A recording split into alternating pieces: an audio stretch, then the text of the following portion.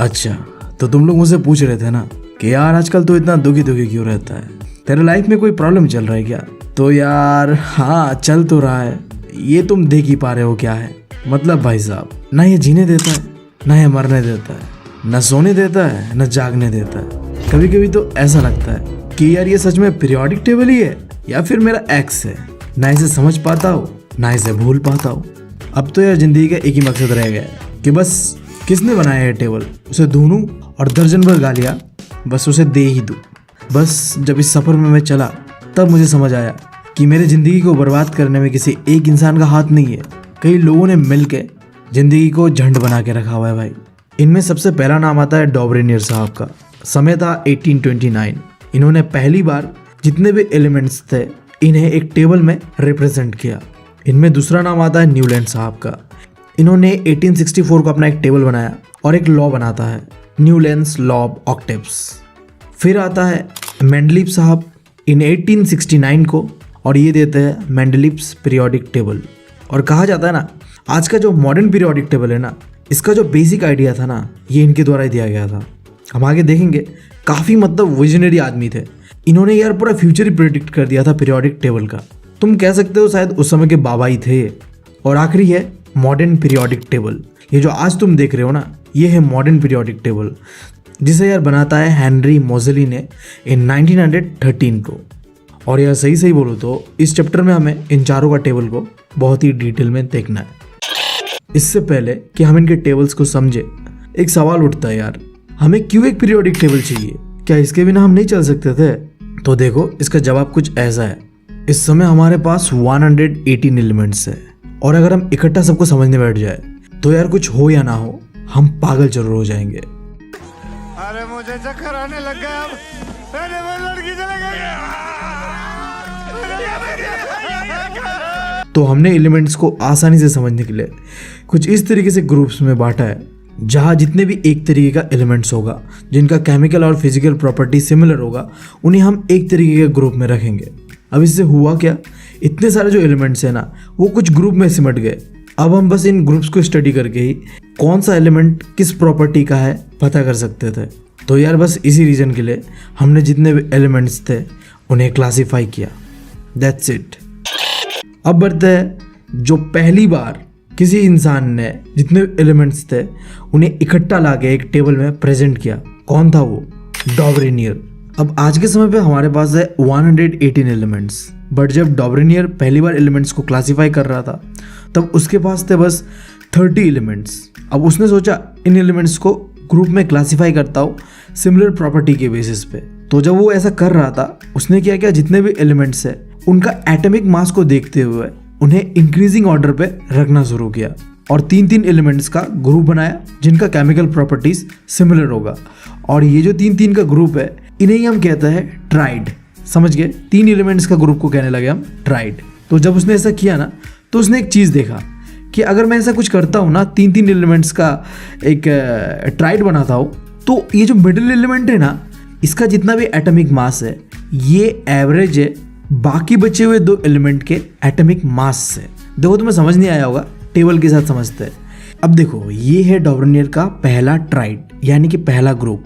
यहाँ देखो, एक तरफ में एलिमेंट्स है और दूसरी तरफ एलिमेंट का मासेस है। अब डॉबरेनियर के लॉजिक के हिसाब से हमारा जो बीच वाला एलिमेंट है ना, उसका एटॉमिक मास बराबर होगा अगर तुम ऊपर वाले और नीचे वाले एलिमेंट को एवरेज करते हो। देखो कैसे, ऊपर में है 7, नीचे में है 39। तो अगर मैं इन दोनों को प्लस करके 2 से डिवाइड कर दूं, यानी कि मैंने क्या किया, इन दोनों का एवरेज निकाला, तो वो एवरेज ना 23 होगा। और अगर तुम ध्यान से देखो तो बीच वाला एलिमेंट का भी एग्जैक्ट वैल्यू 23 है। इससे हमें एक चीज़ समझ आ गया कि अगर तुम एवरेज निकालते हो पहले और आखिरी एलिमेंट का, तो वो बिल्कुल इक्वल होगा बीच वाले एलिमेंट के। ठीक है, तो यही था डॉबरेनियर ट्राइड। अब देखो, जब तुम कभी मिडिल एलिमेंट का एवरेज निकालोगे ना, तो ऐसा हो सकता है कि ये एग्जैक्ट फिगर ना दिखाए, कुछ 0 पॉइंट का डिफरेंस आएगा, और कभी कभी तो ये डिफरेंस काफ़ी बढ़ जाता है। और इसी ने जन्म दिया लिमिटेशंस का डॉबरेनियर्स ट्राइड के अंदर। देखो होता गया है, पहला चीज़ तो देखो यार, उस समय हमारे पास था 30 एलिमेंट, बट डॉबरेनियर बस 3 ट्राइड्स के बारे में ही बता पाया था, यानी कि 3 ग्रुप्स के बारे में ही बता पाया था, और बाकी के एलिमेंट्स का कोई एक्सप्लेनेशन था नहीं उसके पास। और फिर दूसरा उसने जो कहा था कि मिडिल एलिमेंट जो होगा ये बाकी दो एलिमेंट के एवरेज होगा, ये उसका लॉ था। बट ये लॉ फेल करता है बाकी सारे एलिमेंट्स पे, बस जो पहला 3 है वही पे ये एप्लीकेबल है, बाकी सब में ये एप्लीकेबल नहीं था। अब इन सारे लिमिटेशंस को दूर करने के लिए आता है न्यूलैंड साहब। अब देखो इनके समय पे 56 एलिमेंट का डिस्कवरी हो चुका था, तो इन्होंने क्या किया, जितने भी 56 एलिमेंट थे उन्हें उनके एटॉमिक मास के हिसाब से इंक्रीजिंग ऑर्डर पे रख दिया। अब ऐसा करते हुए उन्होंने पाया कि पहला एलिमेंट और 8वां एलिमेंट का प्रॉपर्टी ना सिमिलर है। यानी कि मैं कहना चाह रहा हूँ, जब हमने एलिमेंट को उनके मासेस के हिसाब से इंक्रीजिंग ऑर्डर पे रखा ना, तो पहला एलिमेंट और 8वां एलिमेंट बिल्कुल ही सेम था, समझ रहे हो। और इसी को उन्होंने कहा लॉ ऑफ ऑक्टेव्स। देखो इसे समझाने के लिए उन्होंने इस्तेमाल किया था सारे गामा कुछ होता है ऐसा। बट यार देखो म्यूजिक से ना अपना दूर दूर तक का पाला पड़ता नहीं है। तो जब मैं क्लास 10th पे था तो मुझे तो बिल्कुल ये समझ आया नहीं था, तो मैं नहीं चाहता कि तुम्हारे साथ भी ऐसा हो, तो म्यूज़िक वाले सीन को दूर रखते हैं। देखो मुझे संडे बहुत पसंद है, तो मैं संडे वनडे से ही शुरुआत करता हूँ। देखो संडे है, उसके बाद मंडे ट्यूसडे ऐसे करते करते 7वां दिन होता है ना, उसके बाद जो 8वां दिन होता है वो कौन सा होगा बताओ। फिर संडे ही तो होगा। संडे है, फिर 7 दिन के बाद जो 8वां दिन होगा वो दोबारा संडे होगा।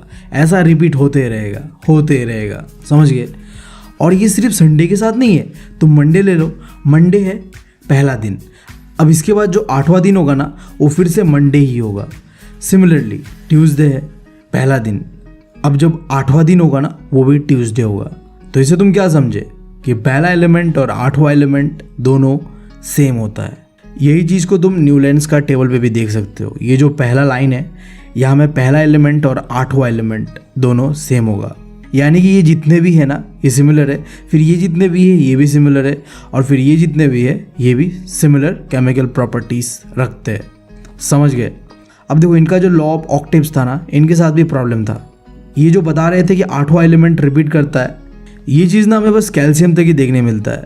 कैल्शियम के बाद में जो है इनका लॉ ऑफ ऑक्टेव एप्लीकेबल नहीं होता है, पहला चीज़।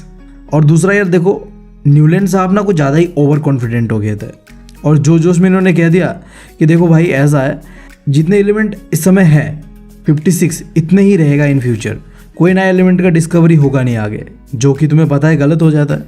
और आखिरी चीज़, उन्होंने अपना ऑक्टिव लॉ को जस्टिफाई करने के लिए जो डिसिमिलर एलिमेंट्स थे ना उन्हें भी सिमिलर एलिमेंट्स के साथ ठूस दिया।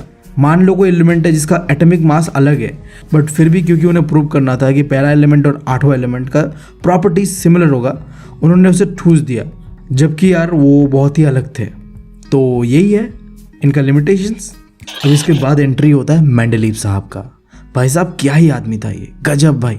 आते ही बस उन्होंने एक चीज़ कहा, ये का बवासीर बना दिए हो, साला हाथ झंझना जाता है, मारते हैं कसाई मोहल्ला जाता है कलकत्ता, चूतिया समझो। अब यार तुम लोग तो यार रहने दो, तुम लोग से ना हो पाएगा।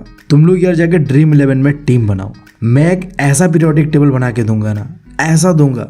ये सब क्या देखना पड़ रहा है, अच्छा है मैं अंधा हूँ। मतलब भाई साहब परफेक्शन का दूसरा नाम होगा ये टेबल। देखो यार उनके समय पे 63 एलिमेंट्स का डिस्कवरी हो चुका था। अब यार देखो हमारे मेंडलीव साहब को 3 पत्ती खेलने का बहुत शौक था, तो उन्होंने क्या किया, ये जो 63 एलिमेंट्स थे ना इन्हें 63 कार्ड्स पे लिखा, इनका प्रॉपर्टीज, ठीक है, और लिखने के बाद वॉल पे चिपका दिया।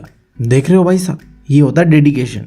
और जब वो वॉल पे चिपका रहे थे एलिमेंट्स को, तो उन्होंने एक चीज़ का ध्यान रखा, एलिमेंट्स को जब मैं चिपकाऊंगा ना तो उन्हें एटॉमिक मास के हिसाब से इंक्रीजिंग ऑर्डर पे चिपकाऊंगा, छोटा वाला पहले बड़ा वाला बाद में, समझ रहे हो। इसे कहते हैं इंक्रीजिंग ऑर्डर पे चिपकाना। अब यार तुम सोच रहे होगे ये सब चीज़ें करके भाई साहब साबित क्या करना चाहते थे। तो यार देखो वो जानना चाहते थे कि एलिमेंट का एटॉमिक मास और फिजिकल और केमिकल प्रॉपर्टी के बीच कैसा रिलेशनशिप होता है। अब सुनने में ये एक्सपेरिमेंट काफ़ी पागलपंती से भरा हुआ लग रहा है, बट बी ऑनेस्ट इससे उन्हें काफ़ी कुछ पता चला। उन्होंने एक पैटर्न को ऑब्जर्व किया। देखो यार एलिमेंट्स क्या कर रहे थे, एक समय के बाद ना फिर से रिपीट कर रहे थे सिमिलर प्रॉपर्टीज़ को। हमने यार पढ़ा था ना लॉ ऑफ ऑक्टेव्स पे कि पहला एलिमेंट का प्रॉपर्टी जो है रिपीट करेगा फिर 8वां एलिमेंट पे। देखो यहाँ मेंडलीव्स को बचना था ये कहने से कि पहला एलिमेंट का प्रॉपर्टी ना एग्जैक्टली 8वां एलिमेंट पे रिपीट करेगा। तो देखो उन्होंने बहुत ही स्मार्टली कहा, देखो मुझे पता नहीं कि एग्जैक्टली एलिमेंट्स कितने देर बाद रिपीट करेंगे, बट मैं तुम्हें इतना बता सकता हूँ कि वो रिपीट करेंगे। ये यार 10 के बाद भी कर सकता है, 8 के बाद भी कर सकता है, 9 के बाद भी कर सकता है, आई डोंट नो। बट एक फिक्स इंटरवल के बाद एलिमेंट्स का प्रॉपर्टी रिपीट होता है। और इस चीज़ को अंग्रेजी में बहुत ही डिफिकल्ट तरीके से तुम्हें बताया गया, periodic recurrence of element with similar physical and chemical properties. इसका सिंपल सा मतलब ये है कि एक फिक्स इंटरवल ऑफ टाइम के बाद, आई डोंट नो कितने देर के बाद, बट एक फिक्स इंटरवल, वो कितना भी लंबा हो सकता है, बट चीज़ें रिपीट करेगा। अब इन सारी चीज़ों को देखने के बाद, ऑब्जर्व करने के बाद उन्होंने अपना एक लॉ बनाया जिसका नाम रखा पीरियोडिक लॉ, जो बिल्कुल है कुछ इस तरीके से कि properties of a element are periodic function of their atomic mass. देखो यार, इस चीज़ को पढ़ने के बाद तुम्हारा मुंह बस इतना बड़ा हो गया होगा। हाँ भाई साहब, ये क्या है? कौन सा अंग्रेजी झाड़ दिया भाई, एक वर्ड समझ नहीं आया। देखो यार, तुम लोग के लिए मैं इसे बहुत ही सिंप्लीफाई कर देता हूँ। पहला वर्ड कहा इन्होंने प्रॉपर्टीज ऑफ एलिमेंट, यानी कि एक एलिमेंट के अंदर में जो फिजिकल और केमिकल प्रॉपर्टीज होता है ना, वो क्या होगा, पीरियोडिक फंक्शन होगा, यानी कि वो एक रेगुलर इंटरवल के बाद रिपीट करेगा, समझ रहे हो। और फिर एटॉमिक मास, ये क्या बताना चाह रहा है कि देखो एलिमेंट्स का प्रॉपर्टी तब रिपीट करेगा जब तुम एलिमेंट्स को उनके एटॉमिक मास के हिसाब से इंक्रीजिंग ऑर्डर पे रखोगे, समझ गए, दैट्स इट। एकदम सिंप्लीफाई तरीके से बताओ तो ये लोग कहना चाह रहा है कि अगर तुम एलिमेंट्स को उनके एटॉमिक मास के हिसाब से इंक्रीजिंग ऑर्डर पे रखोगे ना, तो उनका फिजिकल और केमिकल प्रॉपर्टीज कुछ देर बाद, आई डोंट नो कितने बाद, बट एक फिक्स इंटरवल के बाद रिपीट करेगा, दैट्स इट। अब यार देखो, इतने सारी चीज़ें देखने के बाद तुम तो समझ ही गए होगे कि मेंडलिव्स कितना महान था। अब इसका देखो मॉरल ऑफ द लेसन क्या है कि देखो पागलपंती लाइफ में ज़रूरी है। उन्होंने जो भी किया थोड़ा बहुत पागलपंती जैसा ही था। भाई साहब, कौन ऐसा करता है वॉल के अंदर में, मतलब आप जितने भी एलिमेंट्स हैं उनका प्रॉपर्टीज़ को लिख के चिपका दे रहे हो। कितना गंदा आदमी हूँ मैं यार। बट इसी पागलपंती के कारण उन्होंने एक ऐसा टेबल दिया जिसके अंदर में तुम गलतियाँ निकाल ही नहीं पाओगे। अब तुम्हें लग रहा होगा कि मैं इनका ज़्यादा ही तारीफ कर रहा हूँ, तो 1 मिनट रुक जाओ, तुम इनका अचीवमेंट को सुनो यार, तुम्हारा फटके चार हो जाएगा। इस बंदे ने जो अपना पीरियोडिक टेबल बनाया ना, इसके अंदर में काफ़ी खाली जगह छोड़ दिया था, ब्लैंक स्पेसेस। पता है क्यों? क्योंकि यार इन्हें पता था जो गलती न्यूलैंड्स ने किया है कि उसके हिसाब से 56 एलिमेंट है और यही रहेंगे। बट ये चीज़ मेंडलिव्स को पता था, क्योंकि उसके समय पे 63 तो हो ही चुके थे और आगे और भी हो सकता था।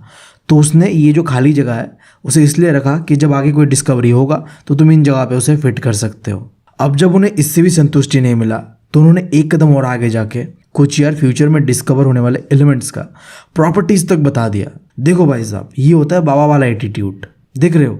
अगर आज वो जिंदा होते ना तो मैं बस उनसे एक चीज़ पूछता, अरे मेंडलिव्स बाबा, एक चीज़ बता दो कि मैं कब तक सिंगल रहूँगा। मतलब भाई साहब, मेरी क्रश से मेरी मुलाकात कब होगी ना यार, मुझे ज़िंदगी भर ऐसे सिंगल ही मरना पड़ेगा। बस ये प्रेडिक्शन कर दो और ज़िंदगी धन्य हो जाए। अब देखो ये चीज़ तो पॉसिबल है नहीं, क्योंकि वो रह नहीं, क्या ही कर सकता है। बट देखो उन्होंने प्रिडिक्ट ही नहीं किया, उनके नाम भी बता दिए। 3 एलिमेंट्स था, उनका नाम रखा इका बोरॉन, इका एल्युमिनियम, इका सिलिकॉन। अब यहाँ पे तुम लोगों के लिए एक सवाल, ये जो 3 एलिमेंट्स हैं ना, इनका जाके जब फ्यूचर में डिस्कवरी हुआ तो उनका नाम क्या है? तुम यार गूगल पे सर्च करो, किताब पे देखो, कहीं से भी देखो, बट मुझे इसका आंसर चाहिए। तुम्हें यार तुम्हारी क्रश की कसम, देख लो भाई। अब अगर कसम को तोड़ोगे ना तो पता है तुम्हारे साथ क्या होगा। आगे मैं कुछ बोल नहीं रहा। और यार देखो आखिरी अचीवमेंट, तुम्हें पता है नोबेल गेस क्या होता है? ऐसे एलिमेंट्स जो किसी के साथ रिएक्ट नहीं करते, वो अपने ही नशे पे रहते हैं। अब मेंडलीव के टाइम पे ये डिस्कवरी नहीं हुआ था, बट जब डिस्कवरी हुआ ना तो उनके पीरियोडिक टेबल पे वो ऐसे बैठा जैसे कि यार ये जगह तो उनके लिए बना हुआ था। देख रहे हो भाई साहब, ये होता है पीरियोडिक टेबल बनाने का तरीका। मजाक हो रहा है, मतलब ओ भाई मारो मुझे, मारो मारो मुझे, मारो आओ मारो मारो, अरे अरे इतना मत मार, अरे इतना मत मार। तुमने यार आज का तो सोचा ही, साथ ही साथ फ्यूचर का भी सोच के रखा कि आगे क्या होगा वो भी देख लेंगे हम। बट यार देखो, तुम चाहे जितना भी कोशिश कर लो, तुम द परफेक्ट कभी नहीं बन पाओगे। और ये चीज़ ना रियलिटी है, चाहे मैं हूँ या तुम। कभी भी तुम यार परफेक्शन के पीछे मत भागो। तुम में से कितनों ने 3 इडियट देखा है? अगर नहीं देखा है ना तो मेरा तुम लोगों से हैवी रिक्वेस्ट रहेगा, जाके एक बार देखो और देख के आके कमेंट्स में मुझे बताओ कि तुम्हें क्या समझ आया। खैर यार देखो, जैसे कि मैंने बताया कि इनका टेबल भी एग्जैक्ट परफेक्ट तो नहीं था, कुछ गलतियाँ थे। अब देख लेते हो क्या क्या गलतियाँ थे। जैसे कि देखो, मेंडलीव्स के टाइम पे आइसोटॉप्स का डिस्कवरी हुआ नहीं था, तो बाद में जब आइसोटॉप्स का डिस्कवरी हुआ तो उनका पोजीशनिंग को लेके कि इन्हें रखे कहाँ, उनका एक्सप्लेनेशन उनके पास था नहीं। अब करे क्या बेचारा, उनके समय पे आइसोटॉप्स का डिस्कवरी तो हुआ ही नहीं था। दूसरा चीज, हाइड्रोजन का जो पोजीशन है ना, इसको लेके भी कोई एक्सप्लेनेशन दिया नहीं था कि इसे हम यहाँ तो रखे, क्यों रखे, क्योंकि देखो हाइड्रोजन काफी खास तरीके का एलिमेंट है, इसके अंदर में डबल कैरेक्टरिस्टिक्स है। अब मैं इतना डिटेल में नहीं बताने जा रहा क्या होता है ये, इतना समझ लो कि यार हाइड्रोजन काफी खास तरीके का एलिमेंट है, तो अगर तुम इसे किसी जगह पे रख रहे हो तो क्यों रख रहे हो उसका एक्सप्लेनेशन तो दो। ये एक्सप्लेनेशन मेंडलीव्स के टेबल पे नहीं मिला हमें। और आखिरी चीज देखो, हमने जितने भी अभी तक टेबल देखा है, कहीं ना कहीं एलिमेंट्स को आगे पीछे कर दिया गया, जहां उनका एटॉमिक मास सही तरीके से नहीं बैठा। और ये गलती हमारे मेंडलीव्स के टेबल में भी देखने मिलता है, जहां एटॉमिक मास का नंबर जो है वो गलत दे दिया गया, जो आगे होना चाहिए था वो पीछे, और जो पीछे होना चाहिए था वो आगे कर दिया गया। देखो ये जो गलती है ये तुम्हें तीनों ही टेबल्स पे दिखने मिलेगा। इसी गलती को सुधारने के लिए आया मॉडर्न पीरियोडिक टेबल, जिसे बनाया था हेनरी मोज़ली ने। देखो उन्होंने ज़्यादा कुछ नहीं किया, जो मेंडलीव्स का टेबल था उसे ही चिपका दिया, एक चीज़ को बदल दिया। देखो उनका थ्योरी क्या था, properties of a element are periodic function of atomic mass. But देखो यहाँ में हेनरी ने क्या किया, मास के जगह पे एटॉमिक नंबर रख दिया। देख रहे हो कितना स्मार्ट वर्क किया इन्होंने। इस बंदे को एक चीज़ पता चल गया था, इन सारे लोगों ने एक ही गलती किया है, एटॉमिक मास को चुना है, और इसके वजह से टेबल के अंदर में काफ़ी सारी गलतियां हैं। तो मैं क्या करता हूँ, एटॉमिक मास को लूँगा ही नहीं, एटॉमिक नंबर को लूँगा। और इस बंदे ने लिया तो लिया, इसका एक्सप्लेनेशन भी दिया कि मैं क्यों एटॉमिक नंबर ले रहा हूँ, एटॉमिक मास क्यों नहीं ले रहा हूँ। सिंपल सा रीज़न था, एलिमेंट्स के अंदर में हमें देखना क्या होता है, केमिकल रिएक्शन ना।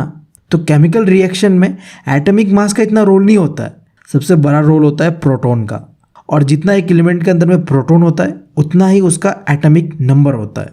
तो इसीलिए हम यार क्या करेंगे, एटॉमिक नंबर को लेंगे, दैट्स इट। बहुत ही आसान था। अब यार देखो इतना समझने के बाद अब एक सवाल लेते हैं जो सीबीएसई वाला चच्चा हमसे पूछ सकते कि यार पूछती ही है। तो थोड़ा यार ध्यान से देखना। यहाँ सवाल ये है कि क्या मॉडर्न पीरियोडिक टेबल मेंडलीव्स के टेबल का जो भी लिमिटेशंस था उसे ख़त्म कर पाया या नहीं। देखो 3 लिमिटेशंस था मेंडलीव्स के पीरियोडिक टेबल में, और इन तीनों को ही मॉडर्न पीरियोडिक टेबल सॉल्व कर देता है। देखो कैसे, देखो क्योंकि मॉडर्न पीरियोडिक टेबल था एटॉमिक नंबर के बेसिस पे, ना कि एटॉमिक मास के हिसाब से, ठीक है। तो मेंडलीव्स के टेबल पे जो प्रॉब्लम होता था ना चीज़ों को बैठाने में, वो मॉडर्न पीरियोडिक टेबल पे नहीं होता है। दूसरा चीज़, मेंडलीव्स के टेबल पे आइसोटॉप्स के बारे में कुछ बताया नहीं गया था, जबकि मॉडर्न पीरियोडिक टेबल पे पूरी तरीके से एक्सप्लेनेशन दिया गया। देखो एक्सप्लेनेशन कुछ इस तरीके से था कि जितने भी आइसोटॉप्स होता है ना किसी सेम एलिमेंट का, उनमें एक चीज़ देखने मिलता है, उनका एटॉमिक मास डिफरेंस हो सकता है बट एटॉमिक नंबर सेम ही होता है। तो हम ना क्या करेंगे, उन्हें जो एलिमेंट का आइसोटॉप्स है उनके साथ ही रखेंगे। देख रहे हो कितना अच्छा एक्सप्लेनेशन है। और तीसरा और आखिरी चीज़, हाइड्रोजन का जो पोजीशन है उसको लेके एक्सप्लेनेशन मॉडर्न पीरियोडिक टेबल पे दिया गया है। That's it. अब इसके बाद देखो, ये है तुम्हारे सामने मॉडर्न पीरियोडिक टेबल। ये वो टेबल है जिससे हम सबका फटता है, रातों का नींद और दिन का चैन दोनों ही भाई खोया हुआ है।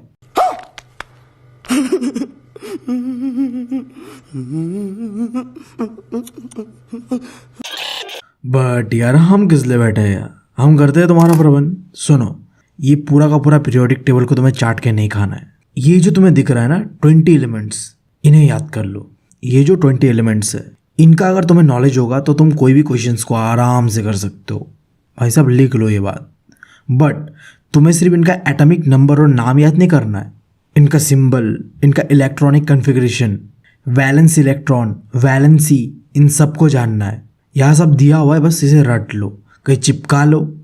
आई डोंट नो, कहने में बुरा लग रहा है रट लो, बट क्या कर सकते हैं भाई, चैप्टर ही कुछ ऐसा है। अब यार इस टेबल को देखने के बाद तुम्हारा नज़र 3 चीज़ पे जरूर गया होगा। पहला, इलेक्ट्रॉनिक कन्फिग्रेशन होता क्या है, वैलेंस इलेक्ट्रॉन क्या है और वैलेंसी क्या है। देखो बहुत सिंपल है, अगर तुम इन 3 चीज़ों को जान गए, आगे 2 टॉपिक है, position of elements in modern periodic table और trends in modern periodic table. 2 topic, इन दोनों को अगर समझना है तो ये 3 कॉन्सेप्ट को जानना बहुत ज़रूरी है। अब तुम मुझे बताओ, एक एलिमेंट बनता कैसा है? एटम से बनता है। गुड। अब देखो एटम का स्ट्रक्चर कैसा होता है, कुछ ऐसा होता है।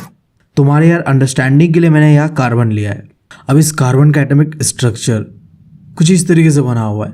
बीच पे सेंटर पे क्या है, न्यूक्लियस, जहाँ पाया जाता है प्रोटॉन एंड न्यूट्रॉन, और बाहर में जो ये सर्कल्स दिख रहा है यहाँ पाया जाता है इलेक्ट्रॉन। अब देखो ये जो सर्कल्स है ना, इसे कहते हैं सेल्स। क्या कहते हैं इसे? सेल्स। That's it. अब अगर तुम ध्यान से देखो, यहाँ में 2 सेल्स बना हुआ है, अंदर में 2 इलेक्ट्रॉन्स है और बाहर में कितने? 4। अब जब तुम इसे लिखना होगा 2,4, ये क्या है? Electronic configuration. देखो इलेक्ट्रॉन घूम रहा होता है सेल्स के अंदर, और जो ये सेल्स में जो इलेक्ट्रॉन घूम रहा है, इसी इलेक्ट्रॉन को जब तुम रिप्रेजेंट करते हो, तुम क्या कहते हो उसे? Electronic configuration. ठीक है, तो अब सवाल उठता है वैलेंसी क्या होता है? ये जो इलेक्ट्रॉन्स घूम रहे हैं ना सेल्स के अंदर में, यहाँ में क्या होना चाहिए? देखो हर एक इलेक्ट्रॉन को अपने सेल्स के अंदर में बैलेंस मेंटेन करना होता है, यानी कि बराबरी रखना होता है। जैसे कि पहले सेल के अंदर में 2 इलेक्ट्रॉन होके बैलेंस होता है, उसी तरीके से जो दूसरा सर्कल है, या फिर तुम कह लो दूसरा सेल या तीसरा सेल, वहाँ में 8 इलेक्ट्रॉन होना चाहिए। जैसे हमारी ज़िंदगी में होता है ना बैलेंसिंग बहुत ज़रूरी, इन एटम्स को भी अपना बैलेंसिंग करना चाहिए होता है। तो मैंने जैसे बताया कि दूसरा हो या तीसरा हो, वहाँ 8 चाहिए। और ये जो बैलेंसिंग का प्रोसेस है ना, इसी को कहते हैं वैलेंसी। देख रहे हो नाम भी थोड़ा सेम आ रहा है, वैलेंसी, बैलेंस। ठीक है, जैसे कि देखो यार हमारा जो कार्बन है, इसका पहला सर्कल पे 2 इलेक्ट्रॉन्स है, जो कि उसे उतना ही चाहिए होता है, तो ये परफेक्टली बैलेंस है। बट दूसरा सर्कल पे 4 इलेक्ट्रॉन्स है, ये बैलेंस नहीं है, बट इसे बैलेंसिंग करना है, तो इसे कितना चाहिए? और इसे चाहिए और 4 इलेक्ट्रॉन्स। ये 4 इलेक्ट्रॉन्स ही किसी से लेगा या फिर देगा, तब जाके यहाँ पे बैलेंस बनेगा, और इसी चीज़ को कहता है बैलेंसी। ठीक है, अब तुम्हारे अंदर में ये चुल मच रहा होगा, अच्छा यार ये तो ठीक है, बट ये वैलेंस इलेक्ट्रॉन क्या है? देखो ये जो कार्बन के आउटर ऑर्बिट पे, यानी कि जो सेकंड सेल है, इसके अंदर में 4 इलेक्ट्रॉन जो बैठा हुआ है ना, बेला ऐसे ही घूम रहा है, यही है बैलेंस इलेक्ट्रॉन, मतलब बचा हुआ इलेक्ट्रॉन। इसका तुम क्या करोगे तुम्हारे ऊपर है। ठीक है, अब आई गेस तुम लोगों का कॉन्सेप्ट क्लियर है। अगर कोई भी कन्फ्यूजन है तो थोड़ा रिवाइंड करके देख सकते हो। अब हम बढ़ते हैं topic position of elements in modern periodic table पे। देखना कितना आसानी होगा अब समझने के लिए। बट इससे पहले मैं तुम लोगों से एक रिक्वेस्ट करना चाहूँगा कि यार वीडियो को लाइक करो, कमेंट करो और चैनल को सब्सक्राइब करो।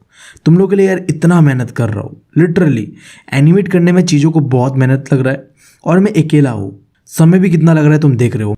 मैं जानबूझ के वीडियोस को इतना लेट नहीं बना रहा, बनाने में समय इतना लग रहा है। देखो मैंने एक ख्वाब देखा है कि इंडिया के एजुकेशन सिस्टम को पूरी तरीके से चेंज कर देंगे, और इस चीज़ के लिए मुझे बस 2 या 3 अच्छे एनिमेटर्स चाहिए, और तुम लोगों में ऐसे समझा पाओ जैसे किसी ने सोची नहीं होगी भाई। बट क्या करें, ये चीज़ें करने के लिए पैसे की ज़रूरत होती है, जो कि अपने पास अब है नहीं।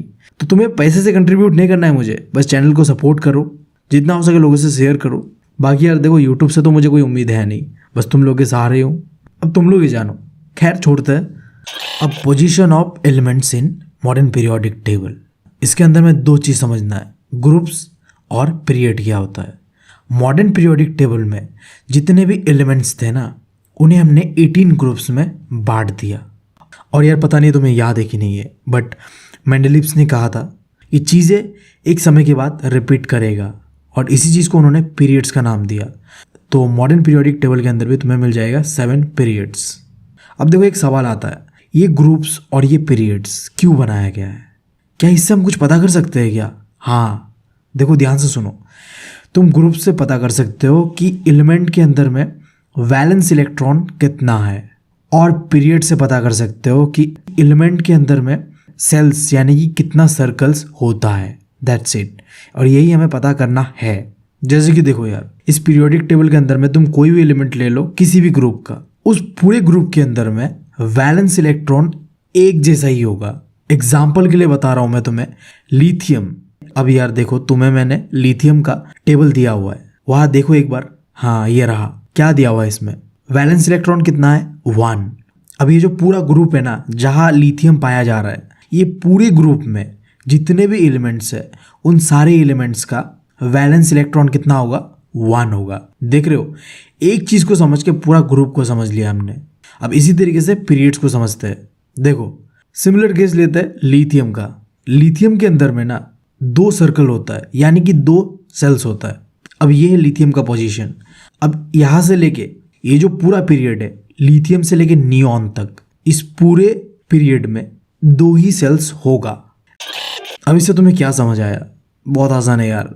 एक ग्रुप के अंदर में सारे के सारे एलिमेंट का वैलेंस इलेक्ट्रॉन सेम होगा। बिल्कुल इसी तरीके से पीरियड्स के अंदर में कोई भी पीरियड ले लो, उसके अंदर में कोई एक एलिमेंट ले लो, उस एलिमेंट का जितना सेल्स होगा उस पीरियड के सारे एलिमेंट्स में भी सेम ही सेल्स होगा। That's it. अब यार देखो आखिरी पॉइंट, ये जो पॉइंट है ना भाई, मेरा मानना है कि ये पूरे एनसीईआरटी के अंदर में सबसे इंपॉर्टेंट पॉइंट है। मैंने चैप्टर के अंदर में जैसे लिखा हुआ था वैसे ही यहाँ डाल दिया। क्या कहना चाह रहा है ये पॉइंट? देखो, तुम कोई भी एलिमेंट का पोजीशन को समझ के क्या करना चाह रहे हो? तुम जानना चाह रहे हो कि उस एलिमेंट का केमिकल रिएक्टिविटी कैसा है। और ये तुम कैसे जान पाओगे? जब तुम जानोगे कि इस एलिमेंट के अंदर में वैलेंस इलेक्ट्रॉन कितना है, तब तुम आसानी से बता सकते हो कि एलिमेंट किस तरीके का बॉन्ड करेगा और कितना बॉन्ड करेगा। और तुम फिर बॉन्ड्स के हिसाब से पता कर सकते हो कि एक एलिमेंट कितना रिएक्टिव होगा। That's it. बहुत आसान था भाई। अब आखिरी topic, trends of modern periodic table. ये टिकटॉक वाला ट्रेंड नहीं है भाई। पीरियोडिक टेबल के अंदर में जितने भी एलिमेंट्स है उसके अंदर में एक कॉमन पैटर्न देखने मिलता है, ये चीज़ समझना है हमें। That's it. टिकटॉक वाला नहीं, ठीक है।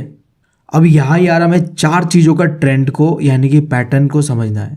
पहला यार, वैलेंस इलेक्ट्रॉन का पैटर्न इस टेबल के अंदर में कैसा है, फिर वैलेंसी, फिर एटम का साइज, और आखिरी है एलिमेंट्स के अंदर में मेटल और नॉन मेटल का कैरेक्टरिस्टिक्स का पैटर्न कैसा है, वो देखना है। शुरुआत करता है वैलेंस इलेक्ट्रॉन से। देखो, इससे पहले मैं शुरुआत करूँ, 2 चीज़ें मैं क्लियर कर दे रहा हूँ, कंफ्यूज मत होना यार। जब मैं बात कर रहा हूँ कि लेफ्ट टू राइट जब हम मूव करेंगे तो कैसा पैटर्न रहेगा, तब उसका मतलब है मैं बात कर रहा हूँ पीरियड्स का। समझ गए? Left to right equals to period, ठीक है। और जब मैं बात करूँगा टॉप टू बॉटम का, यानी कि मैं बात कर रहा हूँ ग्रुप्स में एलिमेंट का बिहेवियर कैसा रहेगा। दैट्स इट, ठीक है। तो देखो, वैलेंस इलेक्ट्रॉन का सीन कुछ ऐसा है, अगर तुम लेफ्ट टू राइट जाओगे तो वैलेंस इलेक्ट्रॉन इंक्रीज होता रहेगा, और वहीं पे अगर तुम टॉप टू बॉटम जाओगे तो वैलेंस इलेक्ट्रॉन जैसा है वैसे रहेगा, कोई चेंजेस तुम्हें नहीं देखने मिलेगा। That's it. उसके बाद वैलेंसी का बात करते हैं। तो वैलेंसी में भी सीन कुछ ऐसा है, अगर तुम लेफ्ट टू राइट जाओगे तो वैलेंसी इंक्रीज होगा पहले 1 से लेके 4 तक, फिर ये डिक्रीज करने लगेगा। अब देखो, अगर ये चीज़ तुम्हें समझ नहीं आया तो यार चलते हैं पुराने चार्ट पे। देखो, यहाँ दिख रहा है तुम्हें वैलेंसी। देखो क्या है यहाँ में, पहले 1 से लेके 4 तक इंक्रीज हुआ वैलेंसी, फिर क्या हो रहा है यहाँ पे, डिक्रीज हो रहा है। देख रहे हो? यही पैटर्न पूरे पीरियोडिक टेबल के अंदर में देखने मिलता है। दैट्स इट, जब तुम जाओगे लेफ्ट टू राइट। बट अगर तुम टॉप टू बॉटम जाते हो तो तुम्हें यहाँ कोई चेंज नहीं दिखने मिलेगा। तो यह एक चीज़ तो क्लियर है, चाहे बात करूँ मैं वैलेंस इलेक्ट्रॉन का या वैलेंसी का, टॉप टू बॉटम कोई चेंजेस नहीं दिखता है। That's it. फिर हम बात करते हैं एटम का साइज को लेके, कि एलिमेंट्स के अंदर में जब हम मूवमेंट करेंगे तो एटम का साइज बढ़ेगा या कमेगा, क्या होगा। तो देखो, अगर तुम लेफ्ट टू राइट मूव करोगे तो एटम का जो साइज है वो डिक्रीज होगा। क्यों डिक्रीज होगा? क्योंकि यार देखो, एटम के अंदर में जो न्यूक्लियर चार्ज होता है ना, वो बढ़ने लगेगा। न्यूक्लियर चार्ज यानी प्रोटॉन, ठीक है। जैसे जैसे तुम लेफ्ट टू राइट जाओगे तुम्हारा एटॉमिक नंबर बढ़ेगा, और जैसे ही एटॉमिक नंबर बढ़ेगा यानी कि प्रोटॉन बढ़ेगा, और प्रोटॉन बढ़ेगा तो न्यूक्लियस चार्ज बढ़ेगा। तो इसका वजह से जब तुम लेफ्ट टू राइट जाओगे तो एटम का साइज छोटा हो जाएगा। That's it. और अगर मान लो तुम गए टॉप टू बॉटम तो क्या होगा तुम्हारे साथ, तुम्हारा एटम का साइज बढ़ने लगेगा। क्योंकि देखो, यहाँ पे क्या हो रहा है, नंबर ऑफ सेल्स बढ़ रहा है। पहले 1 होगा, फिर 2 होगा, फिर 3 होगा, ऐसे बढ़ते रहेगा। तो इसके वजह से जब तुम टॉप टू बॉटम जाओगे तो तुम्हारा साइज जो है एटम का बढ़ेगा। और आखिर बात करते हैं मेटल और नॉन मेटल का। देखो, इस पीरियोडिक टेबल के अंदर में जितने भी एलिमेंट्स तुम्हें लेफ्ट पे दिखेगा ये सारे के सारे मेटल्स है, और जो भी तुम्हें राइट साइड पे दिख रहा है वो सारे के सारे नॉन मेटल्स है। इसके अलावा तुम्हें यहाँ एक जिगजैग सा लाइन दिख रहा है, ये देखो यहाँ। हाँ, ये क्या कर रहा है बताओ तो? इसके अंदर में जितने भी एलिमेंट्स है ये ना ही मेटल है ना ही नॉन मेटल है, यानी कि यार ये दोनों का कॉम्बिनेशन है। और ये लाइन सेपरेट कर रहा है मेटल को नॉन मेटल से। और ये जो एलिमेंट्स है इन्हें तुम कह सकते हो कि ये है सेमी मेटल या फिर मेटलॉइड, ठीक है। जिसका सिंपल सा मतलब ये है कि इन सारे एलिमेंट्स के अंदर में मेटल और नॉन मेटल दोनों का ही कैरेक्टरिस्टिक्स देखने मिलेगा। That's it. अभी यार हम पैटर्न को देखते हैं। पहले बात करते हैं मेटल्स का। तो अगर तुम लेफ्ट टू राइट जाओगे तो मेटल का कैरेक्टरिस्टिक्स कमेगा, क्योंकि मैंने क्या बताया, राइट के तरफ नॉन मेटल ज़्यादा है। तो अगर तुम लेफ्ट से राइट जाओगे तो यहाँ पे मेटल का कैरेक्टरिस्टिक्स घटेगा। और अगर मान लो तुम गए टॉप टू बॉटम की ओर, तब यार तुम देखोगे कि मेटल का कैरेक्टरिस्टिक्स बढ़ेगा। फिर हम बात करते हैं नॉन मेटल का। एकदम उल्टा होगा इसका, पता है तुम्हें। लेफ्ट टू राइट जाओगे नॉन मेटल का कैरेक्टरिस्टिक्स बढ़ेगा। क्यों बढ़ेगा? क्योंकि वहाँ तो नॉन मेटल से है ना, तो बढ़ेगा, ऑब्वियस सा बात है। बट अगर तुम टॉप टू बॉटम की ओर जाओ तो यहाँ नॉन मेटल का कैरेक्टरिस्टिक्स घटेगा। क्यों? क्योंकि यहाँ सारे के सारे बैठे हुए मेटल्स, दैट्स इट। तो यार इसी के साथ साथ हमारा ये चैप्टर होता है ख़त्म। जितने भी टॉपिक्स आई गेस मैंने कंप्लीट कर दिया हो। अगर कोई टॉपिक छूट गया तो तुम लोग मुझे बता सकते हो। अगर समय होता है तो मैं उनके ऊपर सेपरेट वीडियो ला दूंगा। बाकी यार मैं चाहता हूँ तुम लोग लाइक करो, कमेंट करो और चैनल को सपोर्ट करो, because your support matters a lot, literally. बाकी यार जाते जाते तुमसे इतना ही कहना है, thank you, love you all.